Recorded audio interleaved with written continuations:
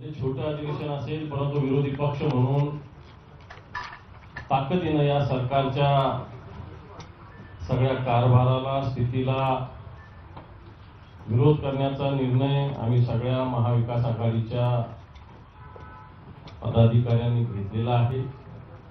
आज या ठिकाणी काँग्रेसचे प्रदेशाध्यक्ष माननीय नाना पटोले साहेब, राष्ट्रवादी काँग्रेसचे नेते, गटनेते जितेंद्रजी आव्हाड, विरोधी पक्षनेते राहिलेले माननीय वडेट्टीवार साहेब, सुनीलजी प्रभू, अभ्यंकर सर, महेश सावंत हे आमदार आहेत. आणि आमची एक महाविकास आघाडीची बैठक काही वेळापूर्वी निश्चित झाली. खरं तर ईव्हीएमच्या आधारावर आलेलं हे सरकार मार्कळवाडी सारख्या अनेक गावात, शहरात ईव्हीएमला विरोध होऊन या गावातील गावकऱ्यावर गुन्हे दाखल करणारे हे सरकार, सोयाबीन असेल, धान असेल याला भाव न देणारं हे सरकार, कापूस असेल याला भाव न देणारं सरकार, दुधाचे भाव सुद्धा पूर्णपणे घसरलेले, सरकारने अधिकृतरित्या दर कमी केलेले आहेत. जुनं जाहीर झालेलं अनुदान सुद्धा अजून सरकारनं दिले नाही ते हे सरकार, थोडक्यात शेतकऱ्यांची दयनीय अवस्था करणारं हे सरकार, दिवसा ढवळ्या बीड सारख्या जिल्ह्यामध्ये, केज तालुक्यामध्ये मस्ताजोग गावचा सरपंच संतोष अण्णा देशमुख यांचं दिवसा ढवळ्या हत्या करणारं सरकार, त्याच्या सत्ताधारी पक्षाच्या लोकांचा असलेला सहभाग, परभणीमध्ये संविधानाचा होणारा अपमान आणि अपमान होत असताना त्याला निषेध करणाऱ्या लोकांना ज्या पद्धतीनं कोम्बिंग ऑपरेशन केलं जातं आणि या ऑपरेशनमध्ये आज रात्री एका तरुणाचा झालेला कारागृहातला मृत्यू, अशी सगळी स्थिती असलेलं हे सरकार. आणि हे सरकार मिरवणुकीत गुंतलेलं आहे. आता माननीय मुख्यमंत्र्यांची मोठी मिरवणूक चालू आहे, परंतु या प्रश्नाकडे सरकारचं लक्ष आहे की नाही अशा प्रकारची स्थिती आहे. आणि म्हणून या सरकारने आम्हाला चहा पाण्याचं निमंत्रण तर दिलंच, परंतु असं हे खुनी सरकार, शेतकरी विरोधी सरकार, दलितांवर अत्याचार करणारं सरकार, दिवसा ढवळ्या खून करणारं सरकार, या सरकारच्या चहापानाला जाणं आम्ही अशक्य आहे.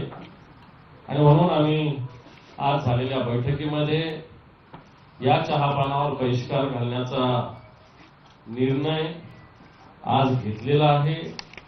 महाविकास आघाडी या चहापानावर बहिष्कार घालण्याचा निर्णय आज घेतलेला आहे. आणि म्हणून शेतकऱ्यांच्या आत्महत्या, जवळपास 7,000 आत्महत्या या राज्यात हे सरकार आल्यापासून झालेलं आहे. विदर्भातल्या यवतमाळ जिल्ह्यात सगळ्यात जास्त आत्महत्या देशातल्या शेतकऱ्यांच्या आत्महत्या या ठिकाणी होत आहेत. कायदा सुव्यवस्थेचे दिंडोडे निघालेले आहेत. सत्ताधारी पक्षाच्या आमदाराचा दिवसा अपहरण करून खून होतो. अनेक उद्योगधंदे गुजरातला गेलेले आहेत. राज्याची आर्थिक स्थिती, राज्याच्या डोक्यावर जवळपास 8,000 कोटी रुपयाचं कर्ज आहे. म्हणून असं हे सरकार या राज्यात काम केलं असताना अजूनही शपथविधी आहे की नाही आहे अशा प्रकारची स्थिती आहे. सरकार येऊन जवळपास 22-24 दिवस झाले, मेजॉरिटी येऊन या सरकारचं पाचवी बहुमत जे ईव्हीएमच्या बळावर यांनी कमावलेलं आहे. पण आजही राज्याला हे सरकार पूर्णपणे मंत्री देऊ शकले नाही. जे राज्य विकासाच्या दृष्टीनं पहिल्या क्रमांकावर 11व्या क्रमांकावर गेलेलं आहे. अनेक उद्योगधंदे या राज्यातून दुसऱ्या राज्यात गेलेले आहेत. अशी स्थिती असताना सुद्धा या सरकारने राज्याला आर्थिक कर्जबाजारीपणामध्ये एक प्रकारे ढकललेलं आहे.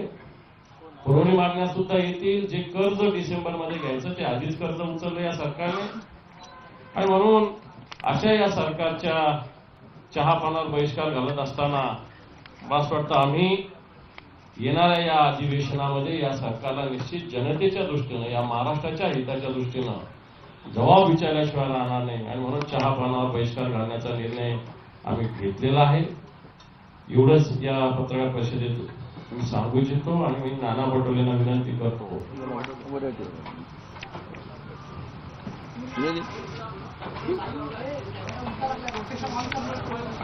विरोधी पक्षनेते विधान परिषदेचे आमदार सांगलीचे आमचे प्रदेशाध्यक्ष नाना पटोले, आमचे राष्ट्रवादीचे नेते जितेंद्र आव्हाड, सुनीलजी प्रभू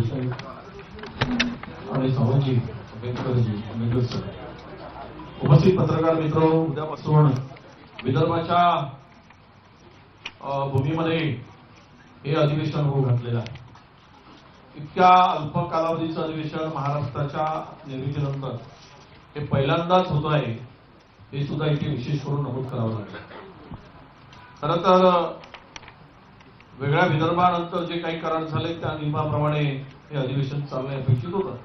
ठीक आहे, आपण कधी कमी जास्तपणा झाला असेल, 10 दिवसाचं अधिवेशन निश्चित, वर्किंग डेज कामकाजाचे 10 दिवस किमान अधिवेशन कालावधीमध्ये झाले. परंतु नवीन सरकार आल्यानंतर आणि विदर्भातील मुख्यमंत्री झाल्यानंतर विदर्भातलं हे पहिलं अधिवेशन किमान 3 आठवड्याचं असेल अशी आमची सगळी अपेक्षा होती, वैदर्भीय जनतेची अपेक्षा होती. कारण विदर्भामध्ये गेल्या अनेक दिवसापासून अधिवेशनामध्ये जो कालावधी, जितक्या कालावधीचं अधिवेशन अपेक्षित होता तो काही झालेला नाही. विदर्भात खूप मोठे प्रश्न आहेत आणि त्या प्रश्नावर चर्चा व्हावी, विदर्भातील प्रश्नाला न्याय मिळावा आणि त्यासाठी या अधिवेशनाचा उपयोग व्हावा अशी रास्त अपेक्षा विदर्भीय जनतेची होती. पण त्याला सुद्धा हरताळ बसण्याचं काम या सरकारने केलेलं आहे. आता माननीय अंबादास दानवे साहेब म्हटल्याप्रमाणे महाराष्ट्राची अधोगती झालेलीच आहे. महाराष्ट्र कर्जबाजारी झालेला आहे. महाराष्ट्रातील शेतकरी रोज आत्महत्या करतोय. महाराष्ट्रातील बेरोजगाराला रस्त्यावर नागळं फिरायची पाळी आताच आलेली आहे. उद्योगधंदे सर्वतः पूर्णतः उद्योग बाहेर पडाले, गुंतवणूक येत नाही आहे. महाराष्ट्रावरच्या संदर्भात अनास्था गुंतवणूकदाराची आहे आणि दुसरीकडे पाठ थोपटण्याचं काम सुरू झालेलं आहे. या राज्यामध्ये सोयाबीनचा शेतकरी लढतोय, त्याच्या मालाला भाव मिळत नाही, कापसाला भाव मिळत नाही, धान खरेदीचे केंद्र सुरू नाही आणि धानाचे पैसे सुद्धा शेतकऱ्यांना मिळत नाही आहे. अशा स्थितीमध्ये पीक विम्यापासून तर शेतकऱ्यांच्या कर्जमाफीपर्यंतचे अनेक मुद्द्यावर या ठिकाणी चर्चा व्हावी, सरकारने दिलेल्या आश्वासनांची पूर्तता व्हावी, यासाठी हे अधिवेशन आम्हाला अपेक्षित होतं. आणि आम्हाला चहा पाण्याचं निमंत्रण सुद्धा या अधिवेशनाच्या साठी मिळालं.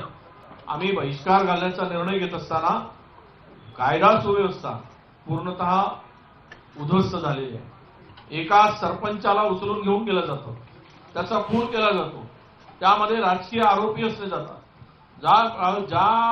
ज्यांचं पाठबळ या खून करणाऱ्यांना आहे त्याला ते मंत्रिपदाची शपथ सुद्धा दिली जाणार आहे, अशा प्रकारची चर्चा सुद्धा. मग अशा स्थितीमध्ये हे जर खून करणाऱ्या राजकीय गुंडांना आश्रय देणारं जर सरकार असेल तर मग चहा पाण्याला जाण्यात काय अर्थ आहे? महिलावर खुल्या अत्याचार होत आहेत, बलात्कार होत आहेत, त्या संदर्भात गांभीर्य नाही. आणि त्याच्याही पलीकडे जाऊन हे राज्य या संदर्भात चर्चा होत असताना या राज्यातील सामान्य माणूस, शेतकरी, शेतमजूर यांच्या हक्काचं संरक्षण करण्याची सरकारची भूमिका या अधिवेशनाच्या अल्पावधीमध्ये दिसून येत नाही. आणि म्हणूनच आम्ही चहा पाण्यावर बहिष्कार घालण्याचा निर्णय घेतलेला आहे आणि हे अधिवेशन अधिक कालावधीसाठी चालवावं अशी सुद्धा मागणी आणि इच्छा आम्ही प्रदर्शित केलेली आहे. धन्यवाद.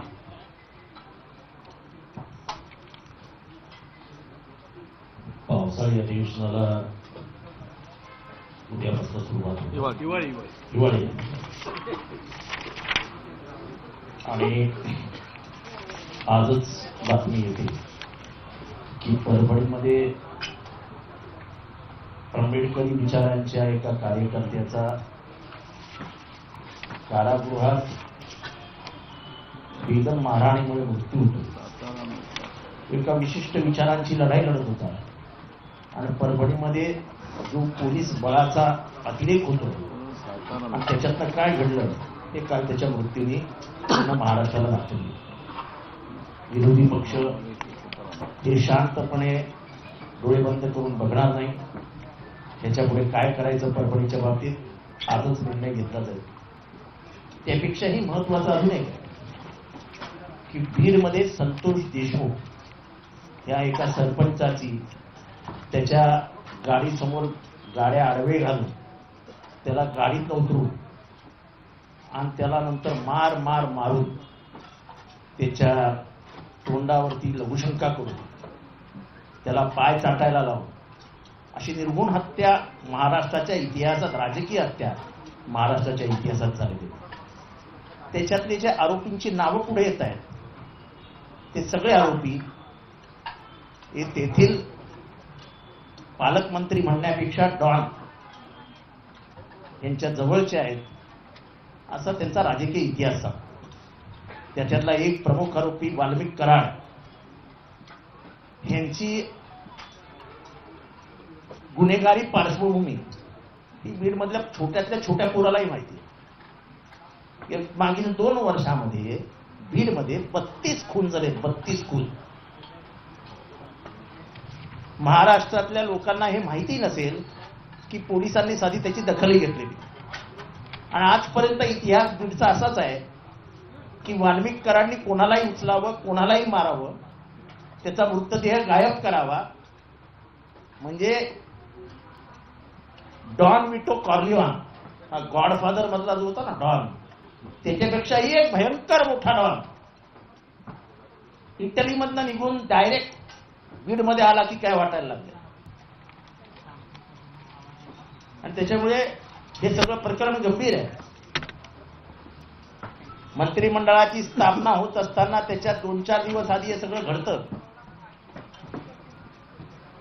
आणि त्याची दखलही घेतली जात नाही. पोलीस त्याला उत्तरही देत नाही. चौकशी करणारे पोलीस आरोपींबरोबर चहापान करताना दिसतात. हे महाराष्ट्र सरकारची लाच घालवणार नाही तर एका संस्कारक्षम राज्याची मानहानी करणार आहे. महाराष्ट्रामध्ये जंगलराज कधी नव्हतं, पण बीडच्या माध्यमातून हे राज्य कसं चालणार आहे हे महाराष्ट्राला इशारा देत आहे. पाशवी बहुमताच्या जोरावरती आम्ही काय वाटेल ते करू असं जर तुम्हाला वाटत असेल तर ह्याच महाराष्ट्रातनं बलाढ्य असं इंग्रजांना भारत छोडो हा आवाज देणारा मुंबईत आवाज निघाला आणि अखेरीस ब्रिटिशांना जावं लागलं. तसंच या ईव्हीएमच्या आधारावरती निवडून आलेलं हे सरकार, त्याचा आवाजही महाराष्ट्रातच फुटला आहे. मार्कडवाडीला पहिलं आंदोलन झालं, ते मार्कडवाडीला झालेलं आंदोलन चिरडून टाकण्याचं काम या सरकारने केलं. नको त्यांना आरोपी दाखवून त्यांना अटक करण्याचा प्रयत्न केला. सगळ्यांची मुस्कटदाबी झाली. पण मला आनंद ह्या गोष्टीचा आहे की एक मार्कडवाडी होऊन लोक थांबली नाहीत, तर आज जिल्ह्या गावागावामध्ये विरोध प्रदर्शन होत आहे. आणि महाराष्ट्र जेव्हा पेटतो तेव्हा एक क्रांतिकारी भूमिका देश घेतो हा या देशाचा इतिहास आहे. त्यामुळे ईव्हीएम विरुद्ध महाराष्ट्रात सुरू झालेली लढाई आता देशभर वणवा पेटवेल याबाबत आमची खात्री आहे. आणि त्यामुळे या अधिवेशनामध्ये बीड असो, बीड मधल्या सत्ताधारी पक्षाच्या नेत्यांचा जो गुन्हेगारी इतिहास आहे त्याच्यातनं झालेल्या हत्या, 32 हत्या 2 वर्षात, याची चौकशी व्हावी. परभणीमध्ये जे काय झालं याचीही चौकशी व्हावी. आणि ह्या पार्श्वभूमीवर अशा माणसाचा मंत्रिमंडळात समावेश करून महाराष्ट्राची लाच चव्हाट्यावर आणण्याचं काम झालेलं आहे. त्याचा आम्ही विरोधी पक्ष म्हणून निषेध करतो. आणि येणाऱ्या 8 दिवसामध्ये विरोधी पक्ष सक्षमतेने, संख्या हे काही फार महत्वाचं गणित नसतं, शेवटी महाराष्ट्राला दिशा देणारा विरोधी पक्ष हा इथे असेल एवढं आम्ही खात्रीपूर्वक सांगतो. एकत्रितरित्या ह्या पाशवी बहुमताशी आम्हाला लढावं लागेल आणि लोकांचे आशीर्वाद आमच्या मागे असतील. कारण का ज्या पद्धतीने लोक ईव्हीएम विरुद्ध रस्त्यावर उतरत आहेत त्यातनं एक लक्षात येते की लोकांना लोकशाही वाचवायची आहे आणि लोकशाही वाचवण्याच्या लढाईत आम्ही सगळे एकत्र आहोत. एवढंच या ठिकाणी ह्या निमित्ताने चहापानावर बहिष्कार घालत असताना आम्ही आमच्या सगळ्यांच्या वतीने सांगतो. थँक्यू.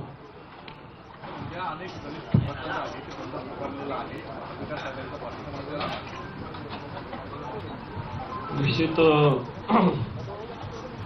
अशा प्रकारची घटना परभणीत झालेली आहे. त्याच्याविषयी महाविकास आघाडी सुद्धा या बंदला आम्ही पाठिंबा देण्याचा तत्वतः निर्णय आमच्या बैठकीत आम्ही घेतलेला आहे. कारण जी घटना घडली, कारागृहात असा मृत्यू होणं हे दुर्दैवी आहे आणि याला सरकार जबाबदार आहे.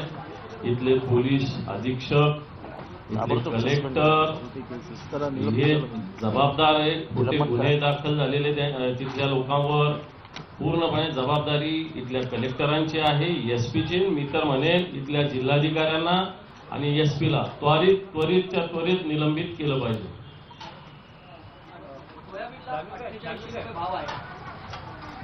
बोलू द्या ना. की विरोधी पक्ष नेतेपद कोणाकडे असणार याबाबतीत काही निर्णय झाला आहे का? कारण विधानसभा अध्यक्षांचं असं म्हणणं आहे की अजूनही विरोधी पक्ष नेतेपदासाठी कोणाचा अर्जच आलेला नाही. मला असं वाटतं आम्ही महाविकास आघाडी मिळून आपल्या वरिष्ठ नेत्यांची चर्चा करून या संदर्भात पावलं उचलू. कारण हे लोक बाहेर एक बोलतात, आतमध्ये एक बोलतात समोरचे लोक. असं काही स्पष्ट बोलत नाही, परंतु आम्ही निश्चित महाविकास आघाडी म्हणून आमच्या वरिष्ठांशी चर्चा करून विरोधी पक्ष नेत्याविषयी काय आमची भूमिका घ्यायची ती ठरवू. नाही, पण अर्ज अजून दिलेला नाहीये. अर्ज थोडी देत असतं त्याच्यावर, याच्यात अर्ज थोडी देत असतं. याच्या आधी कोणाचे अर्ज आले होते? नाही रे, सभागृह हे नेहमी रूल्स, रेग्युलेशन्स आणि परंपरेनुसार चालतं. तर एखादी परंपरा आम्हाला अध्यक्ष दाखवतील का की त्यांच्याकडे अर्ज आला आहे आणि मग त्यांनी विरोधी पक्ष नेता नेमलाय? तर मग तसा अर्ज आम्हाला द्या, मग तसा अर्जाचा आम्हाला महिना मिळेल आणि त्या महिन्यावरती आम्ही तसं नेऊ. पण नेहमी सभागृह हे परंपरेनुसार चालतं, हे तर मान्य आहे की नाही? तर असेल त्यांच्याकडे एखादा जुना पुराणा रेकॉर्डला अर्ज तर द्यावं त्यांनी, आम्ही त्या अर्जाचा वापर करू. नाही, पण जसं विरोधी पक्ष टीका करतो की जवळपास 25 दिवस झाले मुख्यमंत्री शपथ घेत नव्हते, मंत्रिमंडळ विस्तार होत नव्हता, तसंच जवळपास 25 दिवस होत आहे. महाविकास आघाडीमध्ये विरोधी पक्षामध्ये मतभेद आहेत की एक वाक्यात आहे की विरोधी पक्ष नेतेपद कोणाकडे असावं? अहो, विरोधी पक्ष नेतेपद कोणाकडे असावं त्याच्यात मतभेद असण्याचं काही कारणच नाहीये. विरोधी पक्ष नेतेपद हे जेव्हा अधिवेशन सुरू होतं त्याच्यातच येतं. ते काय मंत्रिमंडळ नाही ना, सभागृहाचा नेता जाहीर होता, सर्वात मोठ्या पक्षाचा नेता हा मुख्यमंत्री होतो. ही प्रथा, ही लोकशाहीचे संकेत तसे विरोधी पक्षाला लागवत नाहीत ना. अच्छा, म्हणजे ज्यांचा जो मोठा पक्ष आहे तो ते मी तुम्हाला मुख्यमंत्र्याच्या बाबतीत बोललो की मुख्यमंत्री का होतो, तर मुख्यमंत्री हा संकेताप्रमाणे सर्वात मोठ्या गटाचा नेता हा मुख्यमंत्री असतो. नाही, हो, आमचं एकमत आहे. तुम्ही काही करू, आमच्यामध्ये कुठेही मतभेद नाही. यामध्ये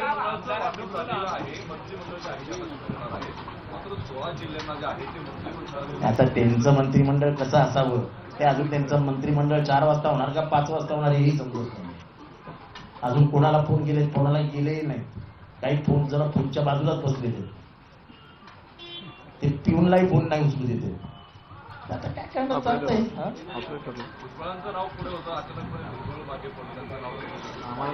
आता आम्हाला काय माहिती भुजबळांचं नाव मागे पडलं का, कुणाचं पुढं आलं का, भुजबळांचा पत्ता कट झाला, मुनगंटीवारांचा झाला, काय काय आपल्याला काय कळतं? आपल्याला काय करायचं काय? दुसऱ्याच्या घरात काय चालू आहे कशाला बघा.